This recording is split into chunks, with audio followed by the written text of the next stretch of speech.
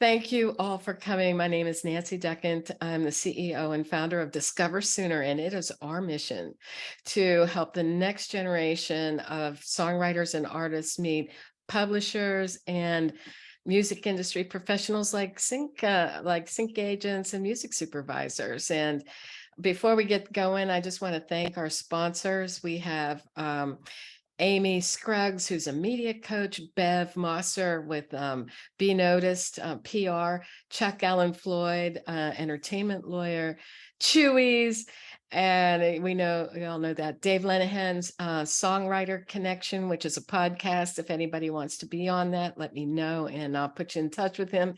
And Shure MV microphone right here. This is what I am using tonight. Anyone here who is interested in getting their songs into TV and film has got to jump through the hoop of getting your songs cleared by your other songwriters and whoever owns the master recording. And most of us don't really understand all that much about this. And so I have our resident teacher, Bill O'Hanlon here, who's going to guide us and help us to and uncover the truth of the whole thing and go over it with us tonight. Well, I was telling my partner, Helen, today, I said, this is the webinar I wish I'd had when I was starting to do my sync stuff, because I got tripped up a few times because I didn't have my ducks in a row. So thank you, Nancy, for sponsoring this, for making it available to people. I was formerly a psychotherapist and songwriter, but songwriter took backseat. And while I was a psychotherapist, I developed a passion for a certain topic. And shy as I was, it took me out onto the road to teach workshops. There are some things that I've learned that are really helpful. So this was one of them. And Nancy and I were talking about this in our own experience, that hitting places where you didn't have your ducks in a row and you lost an opportunity. Sometimes it could be an opportunity. I've just pitched today for a $20,000 to $30,000 brief. And if I didn't have my ducks in a row and they decided they wanted that song, I could lose out on that placement. And I have lost out on placements because I didn't have all the stuff in place. So we're going to go through this. It's probably not going to take too long, maybe 30, 35 minutes, and then we'll have some time for questions and comments.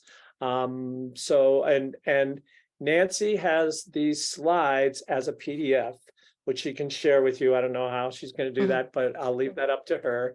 And we're going to be talking about some forms. And Nancy and I are actually working on a book, and we're working on some presentations on all the legal things you need, all forms and registering your songs and things like that. But that will be for the future. And so right now, this presentation will be recorded, and Nancy, I think, will offer a replay to anyone who signed up, even if they couldn't make it on this time. So you'll be able to go over this. Again, I'll speak pretty quickly. That's just my bent. I just like to speak quickly, and I get a little hyper.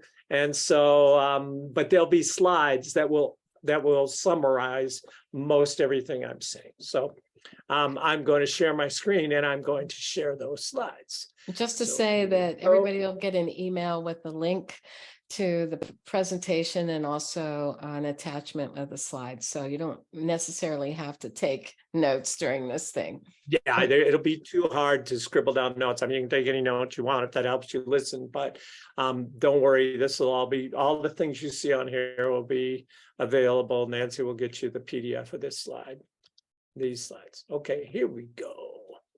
So this is what I call it, getting your ducks in a row, removing any barriers to getting sync placements. This will be useful. Some parts of this will be useful even if you're not doing sync, if you're just doing your own songs, or you're an artist, or you're pitching songs to country or pop or rock acts or whatever. But we'll focus specifically on sync, because this is when it can really trip you up. You need a lot of things. There's several crucial things in place. So what's sync? I just want to make sure we're all on the same page. Short for synchronization. It's when you get your music into video form to go with video, TV shows, movies, commercials, sometimes spelled sync, video games, promos, trailers, advertisements, commercials, anything like that. Some people make a full-time living with sync licensing. I have several friends that make a full-time living at it. how do you earn income from it? There are two sides, they call them in sync. One is the sync license, which is a lump sum that they just pay you to license your song. And that money comes in really quickly. The first time I got one of my songs synced, within 2 weeks, I had the money in my bank account. And I was like, wow, that's different from waiting 9 months for your PRO to send you the, the money that you earned from that placement or that artist cutting your song or whatever. And then the writing and publishing, this is what you own. When you write the song or co-write the song, you own part of it. And this is sometimes called the back end. It's more delayed if you get a sync placement, because it'll take a while for that income to come into your PRO, which is, in the United States, it's BMI or CSAC or ASCAP. Over, in Canada, Joyce is on here. She's Canada, SOCAN. And if you're in England, it'll be PRS, other ones in different countries. But your PRO will grab that part of it. And sometimes you'll sign away the publishing for your sync placements. So somebody else may have the publishing, but you always have the writing bit if you've written part of that song and you registered it, all that stuff. We'll get into that. So this is getting the ducks in a row. Sync moves fast. I got my first sync placement was actually a country song, and it was a solo write. But the day I got the request for it, I knew somebody in a sync company, and he called me up and said, "We're a sync company, but we have no country. I know you write country, right?" And I said, "Yeah." And he said, "Do you have any masters? Do you own any masters?" And I said, "Yeah." And I own 5 masters for my country songs. And I tried to get all of them licensed. It took me 5 hours, and I was in the middle of a rehearsal for a band gig. And I was like, "Sorry, guys." And I would get on the phone and I would call all my co-writers. And I was able to get 4 of those songs cleared. Now, 2 of them were solo writes, but 2 of them had 2 other writers. And one of them was a published writer who had a publishing company. I had to get their approval. And one of them was a BMG writer, and I could never get it approved. And so I lost out on one of those songs. But my solo write was the one that actually got the placement. So that was a little easier, but it moves fast. I had, by the end of the day, California time, which was 5 o'clock, to get those songs cleared and sent, and all the paperwork signed and sent to this guy, or else he couldn't use these songs. Now, that was my first sync placement. It was $1,000. I would have lost out on that and the bragging rights to have a sync placement. Okay, I just wanted to break in here for 1 minute. Bill said that one song was with a BMG writer, and BMG is a very, very, very large publishing company, and they usually it's very hard for their administration people to turn on a dime. Like the larger the company, the less likely it is that you're going to be able to clear your song later, or the more bureaucracy. Yeah, and it's just bureaucrat. It's nothing personal. So that's why I say, most of us are unsigned writers, or we're our own publisher. No problem. We can usually make that happen. It's when they. This is the great part about being an unsigned writer. Yeah. In sync, it can actually be an asset rather than a liability. So that's great. Yeah. So you also must own the right to the master or have permission to pitch it and sign a licensing deal. Now, again, for those of you who are writing country, you sometimes record a demo, which is a demonstration recording. And if you record it at a union studio, you cannot pitch that song as a master because you have to pay a different rate. So you should know the difference between a master and a demo recording. You just have to make it clear, whoever makes that recording, that you're wanting it as a work for hire or in a commercial release. A commercial release means you could put it on the radio. It also means you could put it out on for a sync license. So you just need to make sure. So whoever has produced your song in a studio, sometimes it's a home studio these days, owns that, whoever pays for it or does the work owns that master, and you just have to make clear that you're part of it. You must have signed work for hire forms or signed admin forms available. We're going to get into the details, so don't worry if you don't know what that means. You should also have your songs registered at your PRO. Some people won't pitch the songs and they won't license the songs unless they're already registered. And you should have access to the original files for alternate mixes, instrumentals, and stems. Now, I know some of the people on here, Michael Roth and I are old buddies, and we may have songs from the 70s or the 80s that we recorded, and we probably do not have the original files for that. They were on formats that are no longer available, or we didn't think to get them. We didn't know we should get them. We just got the final mix. So, but any song going forward, it's a good idea to have all the original files. And that means, the vocal files, the drum files, the bass files, things like that, the vocals, anything like that. So you can make alternate mixes or instrumentals or stems, which are stereo mixes. It's great if you have that. I hadn't needed them all the time. Sometimes all I need is the final mix master. Sometimes I've needed the final mix master of the vocal song and the final mix master of the instrumental. If I don't have those two, sometimes I lose out. So just telling you that, that's not really a form thing, but that's part of getting your ducks in a row. Like other relationships in the music business and in life, relationships and trust matter, and you can easily blow it if you don't have your ducks in a row. You can lose out on placements and burn some bridges because so many of the sync supervisors or sync agents or libraries that I know have taken a song on the assurance that it's licensable. And when they actually go to get the paperwork filled out, you find that one of your co-writers says, I don't want my song in a Pepsi commercial. I don't care if it's $60,000. You haven't got your ducks in a row at that point. And then that sync agent or library or music supervisor will probably be very wary of taking anything from you in the future. It's sort of why they use sync agents. Nancy Deckhand here is a sync agent. She'll do that due diligence, and then they trust Nancy that you've already got that stuff in place, that you're working with people who understand sync, who understand they have to own the license, the master, and that they're going to sign away the license and things like that. Now, you can object if they put it in a porno film or something. There are some things that would be reasonable to object to. But some people just don't want their songs licensed, or they don't understand it, and they'll balk, and that will mess you up for future licenses. So here's all the players, just so you know. Music libraries, they're usually really large. They have thousands or sometimes hundreds of thousands of tracks, sometimes instrumentals, sometimes musical cues, they call stingers and stuff that go between scenes, full songs, things like that. Sync agents, which Nancy is one, sync agencies, which are sometimes might have multiple sync agents, publishers who sometimes will pitch the songs that their writers, their signed writers have written. There are a bunch of Nashville publishers who have a lot of writers who've written for them. And sometimes they go back through the catalog and they hear some stuff and they think that could be a sync license, even if it's a country song or whatever, and they own the master and they own the publishing to it. Music supervisors, who are the people that directly, when Nancy said the next sync challenge is going to be directly with the music supervisor, those are the people who decide which music goes into the TV show, the movie, the commercial, whatever it may be. Now, sometimes that's ad agencies too. Artists, that's you if you sing and play. Songwriters, that's you if you write a song. And producers, those are the people who make the musical beds and tracks for our music.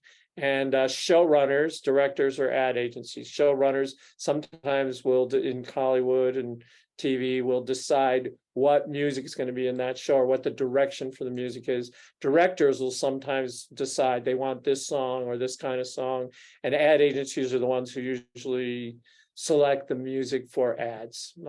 So element one, as I said before, the first element you need to get your duck in a row is who owns the master. The first is who created the master recording.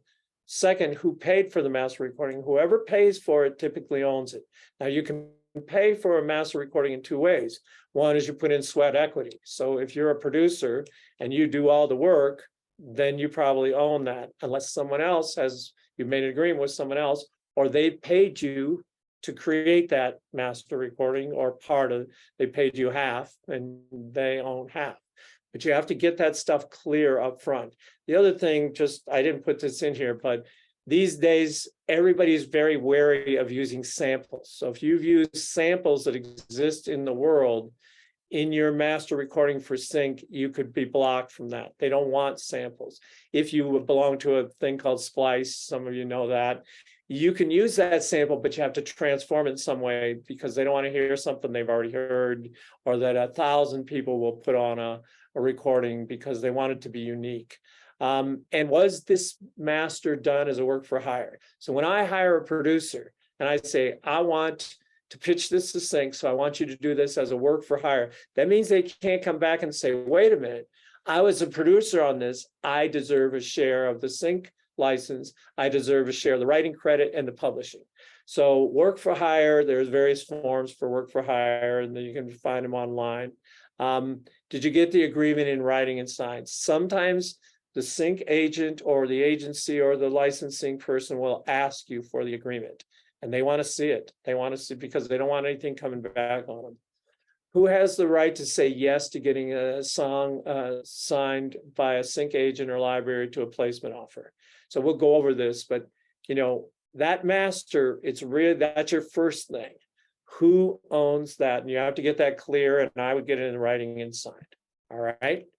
So do any of the players, the vocalists and producers on the song own any of it? Sometimes I have writing teams and we write together, and we hire a vocalist, and the vocalist says, I want 10% of this song. Don't pay me, just give me 10% of the song, or pay me a little, a reduced fee and 10%. I had a rapper, I write rap occasionally, and I hired a rapper, and he said, I don't like to do this for hire. I like to do my own rap. And I said, well, we've already written the rap. And he said, okay, but I'm going to improvise a bit. Can I own 10% of it? I really want to get part of the master, because if it gets a placement, I want to participate in that. You just have to get clear on that. Who owns it? You can hire people to sing on it, player, producer, mix the track. But if you don't have a clear agreement, they may claim ownership and even the writing and the publishing. Always have that work for hire if you're not sharing writing, publishing, or master ownership. Or even if you are, I do a work for hire, and it says $200 for your vocal plus 10% of the master. And so they're not claiming any writing or publishing. All right. So here's an example of a work for hire agreement. Vocalist, producer, player, work for hire agreement. For good and valuable consideration, you can tell this was written by a lawyer. The receipt and adequacy of are here acknowledged. Name it, and then you fill in the name of that producer or player or vocalist, and then you fill in your name. That's me. Like I would be the contractor, Bill O'Hanlon. And for the work title, then you put in your song. Performer acknowledged receipt of full and complete compensation for his or her creative services, and hereby waives and releases all rights and claims to any copyright, royalty, or other remuneration relating to the sale, use, sale, assignment, license, or other exploitations of his work. Contractors shall not use the name or likeness of the performer. Like if you have a vocalist, you can say, would you like to be featured on this? And it'd be Phil O'Hanlon featuring Natalie Otto if Natalie sings it for me. And she may say, I don't want anything, I don't want my name associated with this. This isn't my brand. It's totally off my brand, or I don't love this song. I don't want anything on. But she may say, sure, I'm trying to build my artist career, and if somebody else hears this and knows it's Natalie, they may approach her and say, hey, don't send me some more of your songs. But you better have that in writing. And then sometimes they'll even want you to put their picture on it. So you can do that as well. So I just try and keep this form pretty simple. They check yes or no. It's like the old country song, check yes or no if they want their image or their name used on it as a feature. And I usually just put, the name of my group or my artist name, and then featuring so-and-so, Michael Roth on vocals or whatever I do. Hey, Bill, Yeah. This is 1,000 times more simple than what I'm using, and I like it. Would you mind sending that to me, and I'll stick it on our webpage? Yeah. No, that's Okay. fine. That's great. And this will be on the slides, so you can all just copy this out of here and adjust it as you want. You can actually put it in English rather than legalese if you would like, but this pretty much covers it. So I got this and I simplified it. I edited it myself. So All right, who has the right to pitch the master and say yes to contracts and placements? So each of the teams that I have several sync teams that I work with that have vocalists, producers, writers, players, and we create hundreds. I have 750 tracks in my sync disco library to pitch or place, and we have an agreement. The people I work with a lot, we have an agreement between us that's called an admin agreement. And each of us, or just me, because I pitch more than anybody typically on my teams, I can say yes to a placement offer. If they call me, like most of my co-writers work and they actually have jobs. I do not. I still have a business, but I don't have any hours I have to work. I know I'm not obliged to anybody else. So I usually get the thing and see it before anybody else. And if they say, we need to know in the next, we just got one yesterday, it was an hour and a half. We had an hour and a half to pitch our song. And if they said yes, to be able to sign off on it. And a couple of my co-writers, one was out shopping for groceries, another one was at work. But I have an agreement that I can say yes to that. And that was really, really handy. I knew I could pitch it. I knew I could say yes if they said this song is perfect for the movie or whatever it may be. So these agreements are called admin agreements. The best agreement is called a one-stop, because whomever wants to sign the and license the song has to only get one person to agree and sign the contract. I had an offer for a song to be signed by a sync agent. And I didn't know, actually. I pitched it to her, and then I heard her say on a webinar, I only want one-stop songs. And I have this song that's not a one-stop song. It's what they call an easy clear, because one of my co-writers has her own publishing, but it's administered by Sony Publishing Company. That is, they collect some of her royalties and they do all the paperwork. And she said, well, I can't call this a one-stop because I have to run it by Sony before it gets licensed. And she said, they put me on a fast track and they can usually do it in a couple of hours, at the very at least 24 hours. I said, well, that's not one stop. That's easy clear. It's good, but it's not great. And I lost out on getting that song signed because the woman said, I don't want anything that I have to go 2 steps. I want one step, one person that can say yes. So that's the best agreement. But if it's complex, it can still be licensed. It's just more complex, and that's often called easy clear. Some of them aren't even easy clear. They're like hard clear. And music supervisors, this is what they do their whole day. My daughter went to law school. My stepdaughter went to law school, and she dropped out because a lawyer came and said, you know, you think what we do is like Perry Mason and, you know, LA Law, and that's not what we do. We fill out forms all day and it's boring as hell. And my stepdaughter dropped out of law school. But if you talk to music supervisors, you think, wow, this is so cool. You get to listen to music all day and put music in TV shows and movies. And if you talk to them, they go, it's the worst job in the world because you don't get to listen to music for enjoyment. You get to listen to a snippet of music to see if it works. And you spend all your days chasing down people to sign forms and fill out forms. And they said, and it's like a nightmare because we have to do like detective work to find who owns this song and who has to sign off on it. So if you can make their job easy and they like your song, they like you. As usual, get all this in writing and sign. So here's my admin agreement. Joint ownership of master recording agreement. This agreement verifies that, and these are all the names of the co-writers and the master owners, co-own all the rights to the master recordings of our jointly written songs, and each of us has the admin right to pitch and place a song for licensing opportunities. That's how simple this form is for me.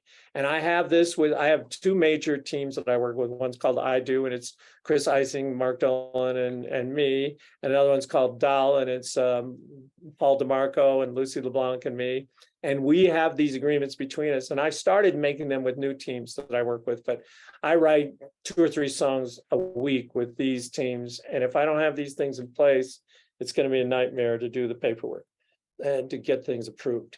So who owns the writing and publishing? This is just like in any part of the songwriting world. Who wrote the song? what percentage, or who owns or controls the publishing song, and what percentage. That's the split sheet. Now, when I first came to Nashville, I was told I should get a split sheet signed. And when I brought my split sheets to my co-writes, the writers would get really weirded out by me. They're like, what? It's Nashville. It's, if there are 3 people in the room, it's 33, 33% for each. It's 1/3 each. And if it's 2 people in the room, it's 50% each. If it's 4 people in the room, it's 25% each. This is stupid. But what they didn't realize was half the time I didn't know their PRO, their contact information. And so it's really good to have a split sheet. In Nashville, they'll look at you weirdly, but in Sync World, it's a great idea to have a split sheet and get everybody to sign it. So here's an example of a split sheet. Actually, Nancy has edited this little, so let me show you this. Can you see this? I'm seeing the old split sheet, not the latest one that I. Right. So let me stop the share, and then I'm Okay. going to actually share again, and I'm going to show you this Nancy's edited one. Here we go. Yeah. So now you can see that now, right? Yeah, I can see it. Good. Okay. So this is just a Word file. And basically, this is the song title. The BPM, they always want the BPM because they're looking sometimes for an up-tempo or down-tempo or ballad or mid-tempo or whatever. They want that. And they're also going to have, that's going to be helpful when they place it. Project for sync and master use, the artist, they always want an artist name. And if you don't have it, if you're just a songwriter, you should make up a fake band name. We do that with all our projects. We have a fake band name.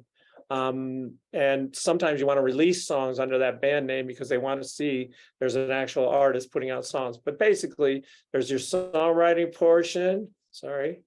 There's your publisher portion. There's your copyright portion. Like who owns the master recording? That's the, the mechanical stuff.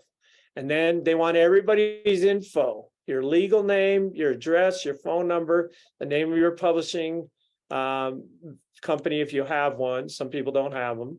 That goes in there, and you can add more of these or subtract. There's 2 writers, you just wipe out one of these. If there are 4 writers, you add another one. If there are 6 writers, sometimes in pop there's 6 or 18 or whatever. You just have to keep proliferating this.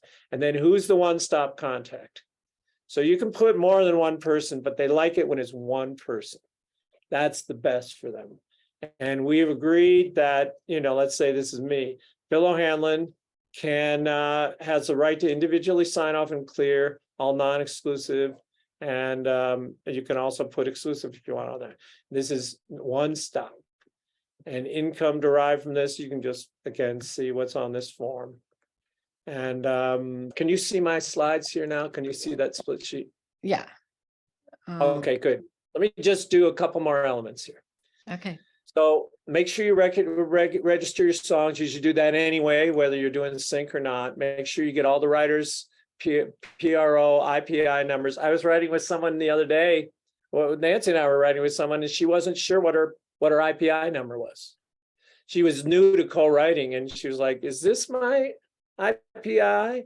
And she also didn't know whether to use her artist name or legal name. And Nancy and I were like, I think that's the one, the legal name and that IPI number. And sometimes they'll send you a number that'll be their member number.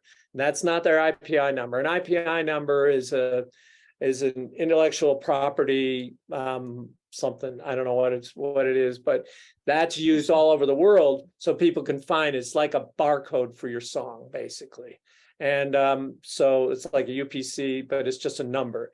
So it's great to have all that stuff. And if you don't have that, make sure you register a song. Each writer can register the song separately. Like if Nancy's with ASCAP and I'm with BMI, she can register our song, even though it's jointly written at ASCAP. And they should contact BMI and say, hey, somebody just registered one of your writers on one of these songs. And if I register for BMI, they should contact ASCAP and say, hey, somebody just registered a song that has an ASCAP writer on it. So they should cross talk. If you get the percentages wrong, it'll be trouble. Like if I say, oh, I'm going to put in, there's 3 of us writers, I'm going to put in Bill for 33.34%. and Nancy registers it, and she puts in Nancy for 33.34%, they're going to say there's a conflict and we can't register this. We can't cross-register this. So make sure you're on the same page. Put that on your initial split sheet. Make sure everybody knows who's getting 33.3, 33.4, whatever. If there's 3, that's when it gets to be trouble. If it's 25%, it's easy. If it's 50%, it's easy. But when it gets into percentage, and if there's 16 writers, it's a nightmare. So element number 6 is a song registered with the MLC. This is what Nancy's gonna do a tutorial on this soon. We're gonna have a webinar with Nancy, or a video at least from it, about MLC. Most people don't know about the MLC, which is a mechanical licensing collective. It just was created a few years ago when Congress and the courts changed things for songwriters. It used to be Harry Fox agency, but you can get a free account on this, and it will collect your mechanical licenses for things like Spotify or CD sales if an artist records your song and they register it supposedly. But okay. It's only MLC is only for digital downloads and limited downloads. So, which is kind of a new thing. Spotify, if you save the song in one of your playlists, that is a limited download. So that's what they collect on just in the United States alone. Alone. Wow, that's great. Okay. And so even if you don't release your song, it could show up on a compilation after it gets a sync placement. So you should go through this step. And again, it's free to register in the MLC. Now, those of you who aren't in the US, probably you don't need to worry about this. Do you have high quality instrumental versions and stems for your song? They usually want instrumental versions of songs. They also might want to do new mixes. And if they're doing it for a movie, they want really high quality, like 48K or whatever. I don't know all the jargon, but you can look it up what they want. It's the highest quality. And so an MP3 will not do it for a placement. They want an AIFF. They want a WAV file. AIFFs that have a particular reason why they're a little better for sync, because they carry metadata. But they sometimes want even the individual or groups of files. So they want all the drums as a stem. They want all the bass files. They want all the keyboards as a stem. They want all the guitars as a stem. They want all the vocals, or they want the main vocals and then the backup vocals or the harmonies as a stem, as a set of files. So sometimes they want cut downs, which are shorter versions. TikTok only used to let 15-second versions. So they say, we want a TikTok version of this song. Choose your best 15 seconds. And then we'll place it in TikTok. There's artists that are looking for songs all the time in TikTok. So sometimes they want it for a commercial that's 30 seconds or 1 minute. So you might want to be able to make a cut down. And so if you can't do that, don't promise it. But sometimes I'll promise I can make a cut down for this if you need it, or an alternate version. And then the metadata, I've done a whole thing for Discover Sooner on this, but they sometimes will take your song and they've taken 100 songs to listen to. When they go back to listen to it, sometimes they'll say, oh, this is our song. And they'll look, they have no idea who sent it to them. They have no idea how to contact you for licensing, because there's no metadata attached to that song file. So you've got to get your metadata. That's why I said AIFFs are better. If you send a WAV file through email, it will strip out the metadata, even if you can see it on your side. By the time they open it on their computer or in iTunes, they won't be able to see your metadata. So AIFFs are better for high quality files. MP3s will carry metadata. You just have to make sure they do that. Having metadata means they can find tracks you sent. The metadata is also good because you can put tags in there. It'll say up-tempo, male vocal, soul, retro. And they're looking for a retro soul song with a male vocal, and your song will pop up if it has a metadata. If it doesn't have that metadata and they're searching through 100 or 100,000 songs, they won't find your song. So that's why metadata is important. They can also find you because you put your contact information, your email and your phone number, or your publisher they can find you to assign the song and pay you. So this metadata is also called meta tagging. It has keywords, sometimes images, your image for your song or your album.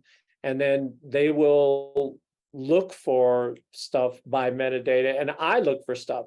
I have a thing that just came in today, and it's due at 10 o'clock tomorrow. A brief that came in, and they were looking for soul or gospel. So I just go in my disco, which is where I store all my sync songs, and I probably type in soul gospel. And then they said, we want a Black singer on this. So I also typed in BIPOC, which means Black, Indigenous Person of Color. And I don't have any Indigenous people or people of color, I don't think, singing my songs, only Black people. So anything that came up with BIPOC, soul, and male vocal, that I could search my own songs. And I have, again, over 750 tracks in my disco. So it quickly found those because I had to pitch them before I did this webinar, because it's due tomorrow morning and I have stuff to do tomorrow morning. So it was good for me to have my metadata in place. All right. Sorry, I can't seem to get out of this. There we go. So writer's name and your contact information, that's really important. Publisher's names and contact information goes in the metadata. The BPM, the instrumentation, the genre, the lyric content, the feel of the song, what other songs this song or artist this may be like. And you have to be careful about this because people are getting sued for stealing songs these days. So if I have a song and it's like Fleetwood Mac, I'll say for fans of Fleetwood Mac. Because if I say like Fleetwood Mac's, Rhiannon, all of a sudden, if that song does really well, Fleetwood Mac is going to sue me because I stole their song. And I didn't really, I was just influenced by Fleetwood Mac, like Fleetwood Mac was influenced by, other people in the past. So whether or not the song is licensable, I put one stop in there typically because that's what and any special minority or marginalized status, that BIPOC that I mentioned, LGBTQIA plus, AAPI, which is Asian American Pacific Islander. So they'll come up with more of these as time goes on, I'm sure. But if you've got those things, you might as well put them in your metadata, right? And so make sure it sticks to MP3 files and AIFF files, but not WAV files. If you send a WAV file, it'll strip it out. It even sometimes gets strips out of MP3 files or AIF files. So check it out. This is what a metadata looks like in Disco, which is what I use. You can add these track tags, and it will do this, and it'll put all that in the metadata when it sends. If you download this from Disco, or if they're on Disco and they download it into their Disco, all this stuff will stick.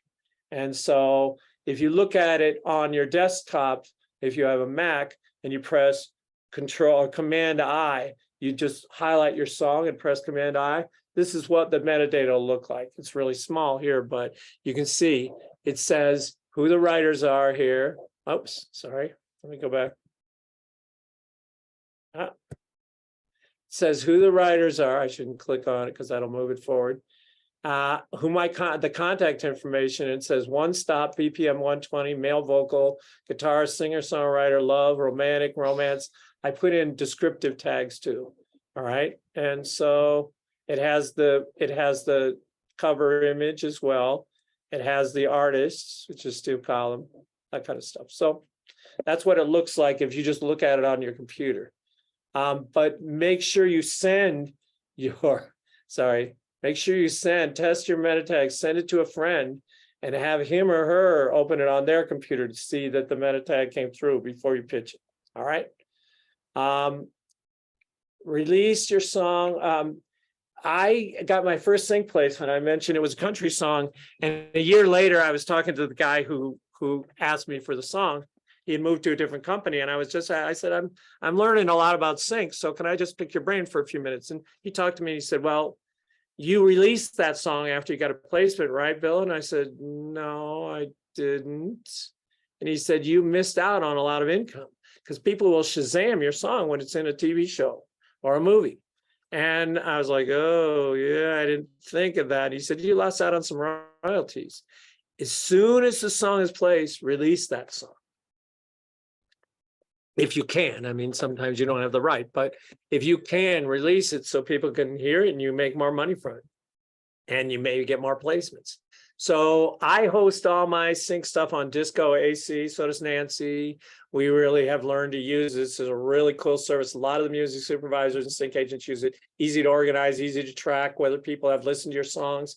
It has you put out a link and you can tell whether they've clicked on that link and listened to the song or downloaded the song. So that's why I like it as a service. It's easy to add cover photos and metadata, and they stick when I download them from that and I send them just as an email, I attach it to an email. It actually, the metadata sticks, which is really cool. All right, so here's a typical contract. Agents or libraries will take a portion. It's usually 50%. Sometimes they take your publishing too. Could be 20%, 40%, or 35%. Some of them charge a subscription fee for you to get their briefs to pitch to. The length of the contract may be anywhere from 1 year to 5 years. It could be for life. Usually automatically renews unless one of the party withdraws after the initial contract period. Often they're 1 to 2 years, and you have them 60 days or 90 days before the contract just automatically renews. And usually it's in their favor to have it renew. You have to think about whether you want to do that or not. So here's the terms and jargons. Sorry. Went too fast. Exclusive, that means you can't pitch that song to anybody else or license it through anybody else. You might be able to release the song as an artist, and usually can, but sometimes they even say no to that. They'll pay you more money. They call it all in sometimes, and they'll just, they want to own all of it. Non-exclusive, you can pitch it to other places or agencies or agents. You have to be careful about that because you want 2 people pitching to the same one, but same brief. But get a clear signed agreement up front. That's that admin and ownership of masters 2 or 3 times. The pitch networking opportunities, you have 3 writers on that, which is great, or 3 people are pitching it. Get a work for hire agreement, get everyone's PRO information and register those songs. Decide the splits before pitching, get everyone's contact and PRO information, get that admin and work for hire agreement signed. So basically that's it.